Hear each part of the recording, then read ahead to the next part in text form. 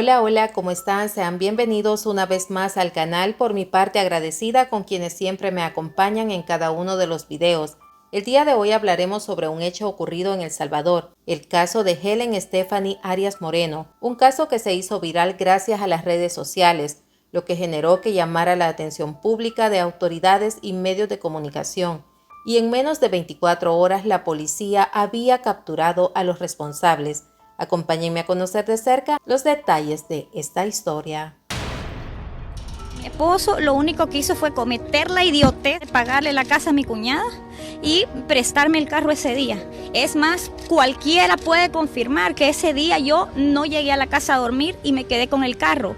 Y hasta los vigilantes de la colonia de ese día lo pueden ver con la bitácora.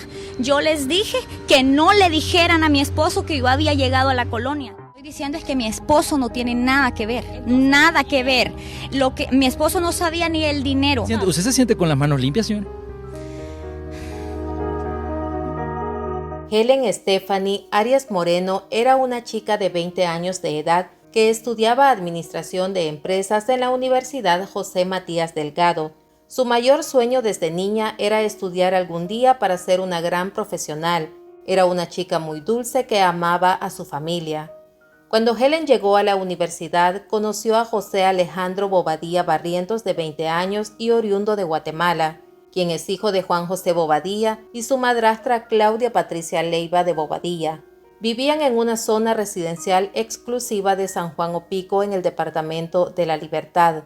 Lo que se sabe sobre esta familia es que tenían capacidad económica, pero que en un momento determinado comenzaron a perder liquidez. Para el año 2012, el padre de José Alejandro decidió ayudar a su hermana Andrea Bobadilla con el pago del arrendo de una casa que estaba en la misma residencial. Ahora que conocemos un poco sobre esta familia, les comento que Helen y José Alejandro tenían una relación de noviazgo desde el 23 de abril del 2010. Los padres del chico estaban muy de acuerdo con la relación que su hijo tenía con la joven universitaria.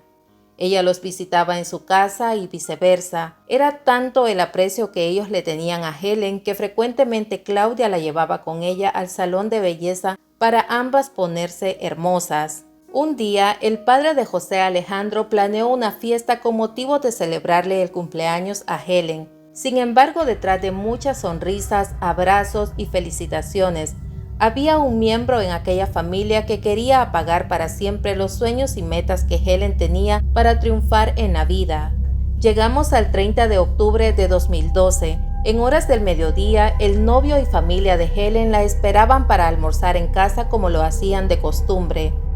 Ella les había prometido que al salir de clase llegaría, pero ese momento nunca llegó.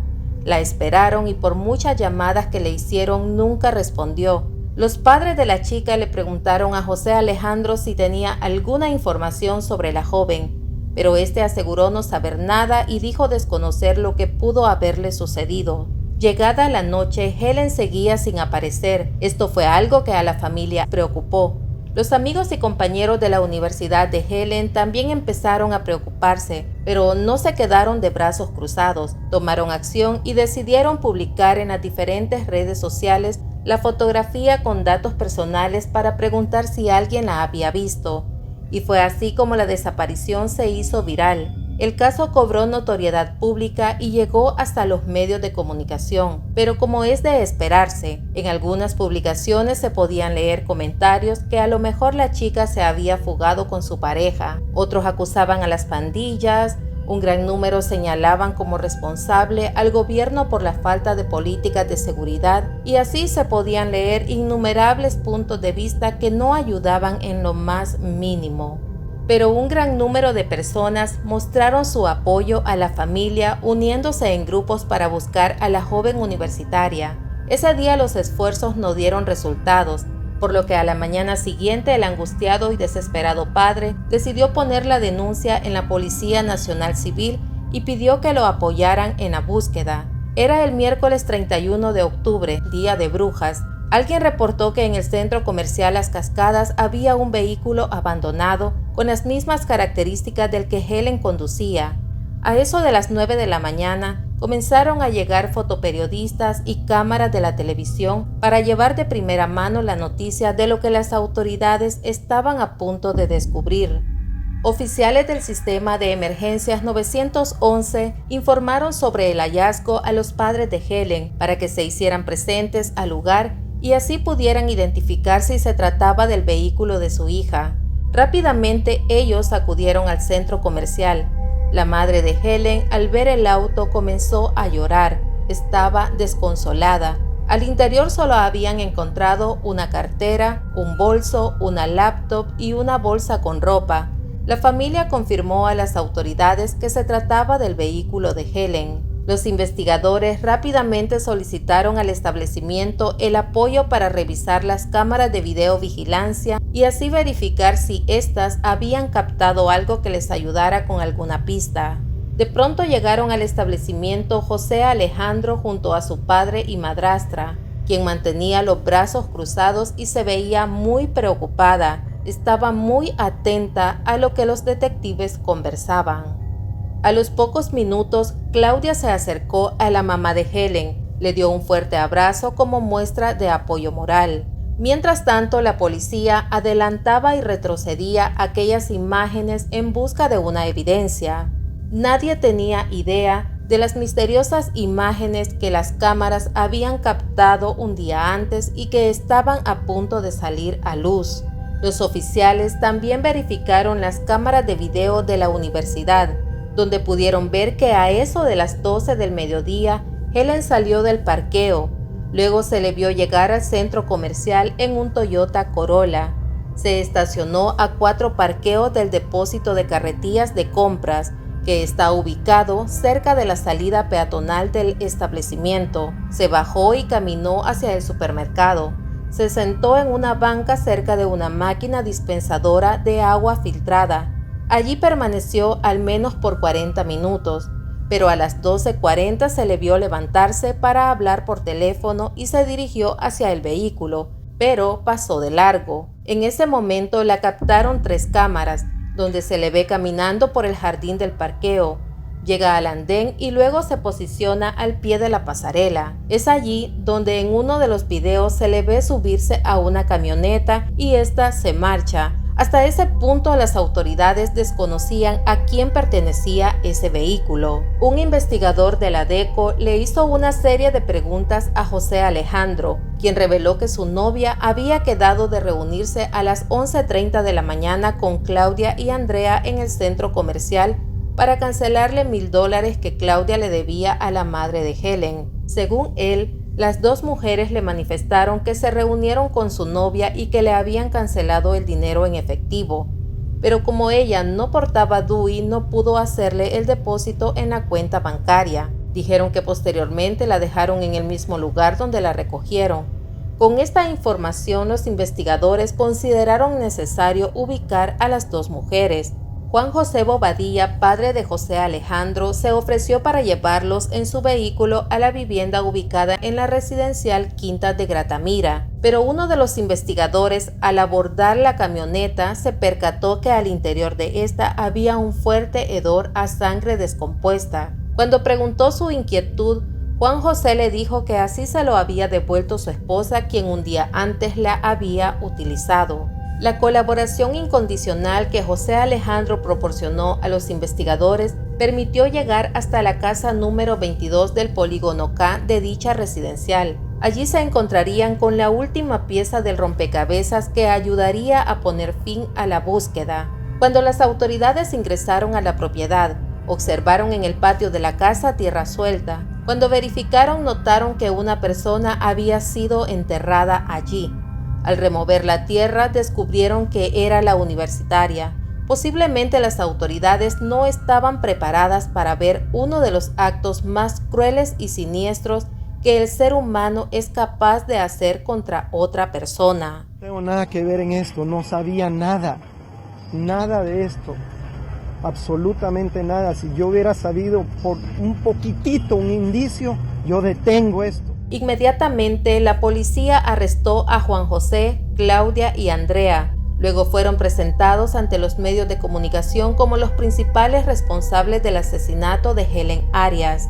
A José Alejandro no lo arrestaron porque recordemos que ese día estaba en la casa de los padres de Helen, por lo que no había hasta ese momento indicios de que él hubiese participado en el asesinato.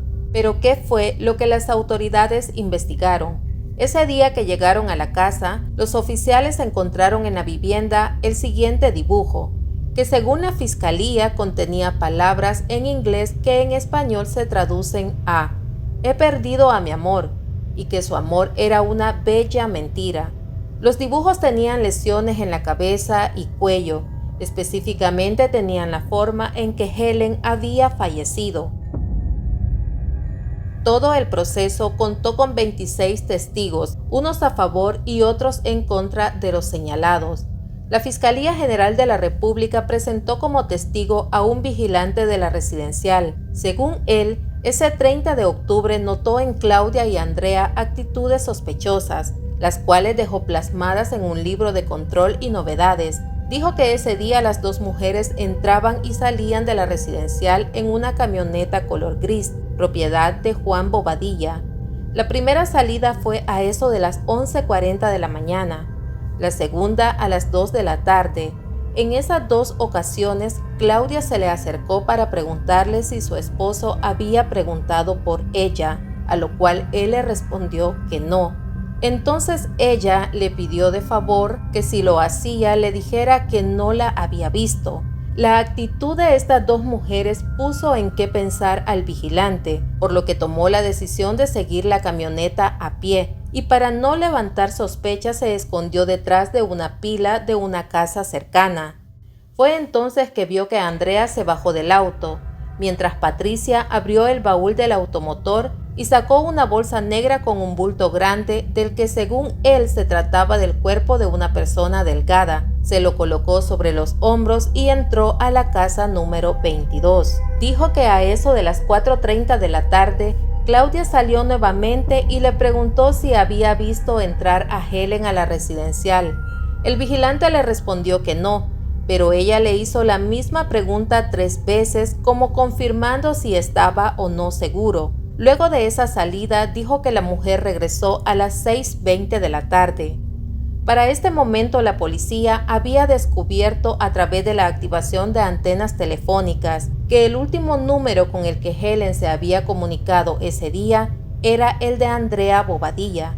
De la misma manera, previo al encuentro que las dos mujeres tendrían con la universitaria, José Alejandro se había comunicado con su tía. Cuando los oficiales le preguntaron a José Alejandro si sabía con quién fue la última persona que su novia se había comunicado, aseguró que no tenía conocimiento y describió como basura lo que habían hecho las dos mujeres a su novia, ya que mencionó que no se podía expresar de otra manera. En esa entrevista también negó haber escrito el documento hallado por la policía en su casa y en el que según la fiscalía se detalla el plan para cometer el asesinato de Helen. Se ha encontrado un documento en la escena y se mandó al laboratorio y ese documento, de acuerdo a los analistas del laboratorio, a los peritos, este documento fue escrito por él, donde él prácticamente relataba que la señorita iba a ser asesinada. Yo no escribí ningún papel, no tuve nada que ver. Sin embargo, para las autoridades, José Alejandro sí sabía sobre los planes que se tenían para ese día. A Andrea y a Claudia, porque no, jamás, con ninguna. La una es pálida, fea y la otra es una gorda. Debían $1,000. Claudia le debía $1,000. Las dos están locas, eso es un problema psicópata porque dinero había. Durante la investigación, la fiscalía consideró extrañas estas dos acciones. Primero, que luego de recibir una llamada de su tía Andrea, José Alejandro se trasladó desde Ciudad Merliot hasta Quintas de Gratamira, donde se ejecutaba el asesinato. Segundo, el 31 de octubre por la mañana, los Bobadilla se reunieron con los padres de la víctima para aconsejarle que si era necesario vendieran todas las pertenencias por si en algún momento los secuestradores exigían el pago de un rescate. Esto se le hizo muy curioso a los detectives. Ella es como privada de libertad, se corta la comunicación, o sea, ya no hay más llamadas de su teléfono al teléfono de ella, aunque él simulaba como que le llamaba frente a los padres de la víctima. Otro de los testigos, un compañero de José Alejandro, dijo que 5 días antes del asesinato de Helen, recibió una llamada del número de teléfono de Andrea, pero en la línea se encontraba Claudia, la madrastra de su amigo. Ella le pidió un préstamo de $200 asegurando que se los devolvería en una semana, pero él no se los prestó. Recordó que la tarde del 30 de octubre él se dirigió con José Alejandro y Claudia a la casa de su amigo en Quinta de Gratamira. Dijo que le había parecido sospechoso que Claudia cambió 3 veces la versión sobre la cita que dijo haber tenido con Helen para saldar una deuda que tenía con los padres de la universitaria. En la primera versión, Claudia sostuvo que le entregó el dinero en la parada de buses ubicada cerca del centro comercial. Luego manifestó que entró al parqueo para entregarle el dinero. Luego se contradijo al decir que llegó por ella al centro comercial para ir al banco y hacer el depósito. Pero Claudia aseguró que cuando se dirigían al banco, Helen le comentó que no llevaba el DUI, por lo que se tuvieron que regresar y la dejó en el centro comercial. El testigo también dijo que cuando llegaron a la fachada de la residencial, Claudia le insistió a su amigo que la dejara allí, que ella caminaría hasta la casa y les pidió que se fueran a acompañar a los padres de Helen y ellos así lo hicieron. Aseguró que mientras estaban reunidos con la familia Arias, José Alejandro recibió un mensaje de texto el cual leyó en voz alta: Helencita ya está en un mejor lugar, vayan preparándole la tumba. El testigo escuchó cuando su amigo dijo que no sabía quién era el remitente. A este relato también se sumó el de la ex empleada doméstica de los Bobadilla. Recordó que el 15 de octubre su patrona Andrea y Claudia conversaron por teléfono. Escuchó cuando hablaban sobre cavar un hoyo en el patio de la casa para sembrar una palmera. El 17 de octubre llegó un hombre y cavó la fosa de aproximadamente 1 metro de profundidad. Andrea canceló $6 por el trabajo. Lo extraño para ella es que la palmera nunca la compraron. No fue hasta 12 días después, específicamente el 29 de octubre, que Claudia llegó a la casa y fue hasta el patio para ver cómo había quedado la fosa. Minutos más tarde, las 2 mujeres se encerraron en uno de los cuartos. El próximo día, Claudia llegó por Andrea antes del mediodía y le dijeron a ella que iban al dentista. Más tarde recibió una llamada de Andrea para decirle que se fuera a un centro comercial ubicado en Colón y que allí la esperara. La empleada obedeció y se dirigió al lugar mencionado. Recuerda que el reloj marcaba una y otra hora y Andrea no pasaba por ella, por lo que decidió llamarle, pero de 3 llamadas que le hizo, ninguna le respondió. Ya habían transcurrido 4 horas. Ella se enojó y se devolvió a la casa. Al llegar encontró a Claudia y Andrea recién bañadas. Esta última le dijo que por qué no la había esperado en el centro comercial, a lo que la empleada doméstica le dijo que la había dejado plantada. Le había llamado en varias ocasiones pero que nunca le contestó e inmediatamente dijo que puso su renuncia. La empleada recuerda que vio un colchón en el patio y cuando entró a recoger sus cosas en la habitación donde dormía había mucho desorden. Además, toda la casa había un fuerte olor a Clorox. Dijo que cuando intentó entrar al baño, Andrea se lo prohibió, con la excusa que allí había guardado unos televisores. Mientras se marchaba de la casa, observó cómo las 2 mujeres limpiaban los asientos de la camioneta. La Fiscalía tuvo 1 año para reunir pruebas documentales y periciales incriminatorias en contra de los imputados. Entre esas pruebas se encontraron rastros de sangre en el baño, donde aparentemente la empleada quiso entrar, por lo que se supone que fue allí donde le quitaron la vida a la universitaria. Revelaron que en el lugar encontraron prendas de vestir, los celulares de la víctima, así como los objetos con los cuales trataron de borrar las evidencias del crimen.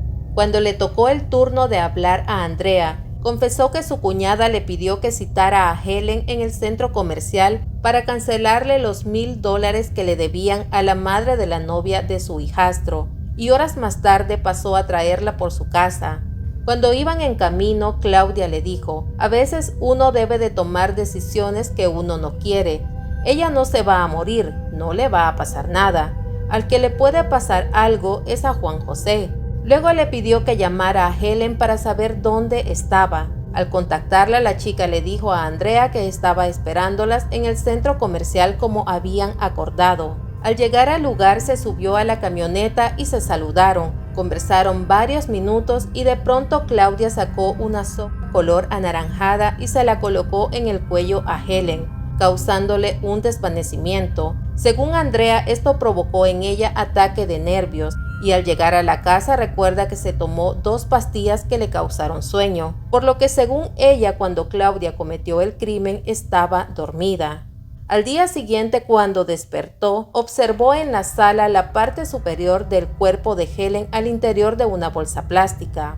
Al preguntarle a su cuñada qué había pasado, solo le respondió que se tranquilizara, que igual eso se tenía que hacer. Andrea dijo que le preguntó qué vamos a hacer con el cuerpo, a lo que Claudia le respondió que pensaran a ver qué hacían. Fue entonces que decidieron enterrarla en la fosa donde sembrarían la palmera. Pero Andrea afirmó ante el juez que la que planificó todo fue su cuñada Claudia, que ella solo la ayudó a enterrarla porque pensó que sola no lo podía lograr. Y Claudia, por su parte, argumentó: es más, cualquiera puede confirmar que ese día yo no llegué a la casa a dormir y me quedé con el carro. Y hasta los vigilantes de la colonia de ese día lo pueden ver con la bitácora. Yo les dije que no le dijeran a mi esposo que yo había llegado a la colonia. La bitácora de llamadas también reveló que José Alejandro se mantuvo en contacto con su tía y con su madrastra durante y después de las horas que Helen estuvo desaparecida. Y es que ese día que José Alejandro permanecía en casa de la familia Arias, recibió una de esas llamadas donde dijo: «Aló tía, ¿qué pasó con el voladito?», conversación que se le hizo muy sospechosa a Brian, hermano de Helen, lo que cada vez aumentaba más su complicidad en el caso. Luego de una serie de investigaciones que arrojaban que José Alejandro también había participado en el asesinato de su novia, la policía lo arrestó la tarde del 6 de noviembre de 2012. Lo encontraron preparando una maleta con ropa. Cuando los oficiales le preguntaron hacia dónde iba, manifestó que le habían pedido que dejara la casa. Las autoridades creen que intentaba huir del país. El reporte del médico forense determinó que Helen murió alrededor de las 4 de la tarde del 30 de octubre por un trauma cráneoencefálico. En el pecho tenía incrustada una uña acrílica y en sus manos le encontraron restos de cabello que no eran de ella. Su ropa tenía rastros de sangre, le habían desfigurado el rostro y cráneo y el cuerpo fue hallado cubierto con 3 bolsas negras. Según el forense, mientras la víctima estaba inmovilizada, Claudia y Andrea le propinaron varios golpes con un objeto contundente. Ella fue muy valiente al enfrentarse a sus verdugos. Se defendió con uñas y dientes cuando ellas intentaban asfixiarla y se cree que al menos por una hora le hicieron lesiones superficiales con arma blanca. Antes de perder la batalla, la víctima dejó de por vida laceraciones en la piel de las 2 agresoras, con las cuales jamás podrán olvidar el delito que cometieron, y como último paso, estas 2 mujeres se apoyaron de un martillo para apagar la sonrisa de Helen. El 21 de noviembre de 2012, un juez condenó a Claudia Patricia Leiva de Bobadilla, de 33 años de edad, y a Andrea Bobadilla, de 31, a 40 años de prisión, mientras José Alejandro Bobadilla fue sentenciado a 26 años y 8 meses de cárcel por el delito de cómplice necesario. Juan José Bobadilla fue dejado en libertad. A él solo se le estaba investigando porque el vehículo era de su propiedad y la casa donde se encontró el cuerpo, él aparecía como inquilino. Sin embargo, no estuvo de acuerdo con la resolución que el juez dio a José Alejandro y aseguró que buscaría un abogado para comprobar la inocencia de su hijo. Es así como la parte defensora presentó una apelación que permitió el 7 de noviembre de 2015 la libertad condicional al joven, pero el 14 de abril de 2016 el juez decidió que José Alejandro debía ser absuelto de todos los cargos tras determinar que no existían pruebas suficientes para considerar que él fue cómplice de tal acto. La familia de Helen se mostró indignada porque uno de los involucrados había quedado en libertad, pero a la vez se sentían satisfechos porque se había hecho justicia por la muerte de su hija, aunque consideran que José Alejandro sí sabía lo que ese día iba a ocurrir, pero él en varias oportunidades negó saber algo sobre Helen. Un claro ejemplo para esta familia fue cuando Brian Arias le preguntó si sabía de quién era ese número de teléfono con quien Helen se había comunicado por última vez. José Alejandro respondió que no sabía. Al pedirle a Brian que marcara a ese número, este observó que en la pantalla del aparato decía tía, así que no cabe duda para ellos que él sí sabía del plan. Luego de haber escuchado todo este caso, quiero que ustedes me compartan su opinión. ¿Creen que se hizo justicia para un inocente o dejaron en libertad a un culpable? Los estaré leyendo. Yo puedo hablar de mi hijo que es inocente, de mi persona que soy inocente. De esas dos temas podemos platicar, pero de otro tema yo no tengo entendimiento de nada ni conocimiento. Por lo tanto, si yo hablo de eso, sería mentir. En nombre de mi familia y como cabeza de esta familia, dar mis respectivas condolencias, pedir perdón, asegurarles de que Dios allá arriba y las leyes, si son efectivas, van a esclarecer que José Alejandro, mi hijo, Luis Gustavo, David Eduardo y yo no teníamos nada de conocimiento, no participamos ni ayudamos en absoluto. ¿La dejaron inconsciente? Ajá, no, la dejamos, no la dejó ella. Solo jalaba las manos para abajo, no vi mayor cosa. Y así damos fin a un caso más. No olviden activar la campanita con la opción todas para que no se pierdan ninguno de los videos. Espero estén bien donde quiera que se encuentren. Nos vemos en un próximo caso de Crimen y Misterio. Adiós.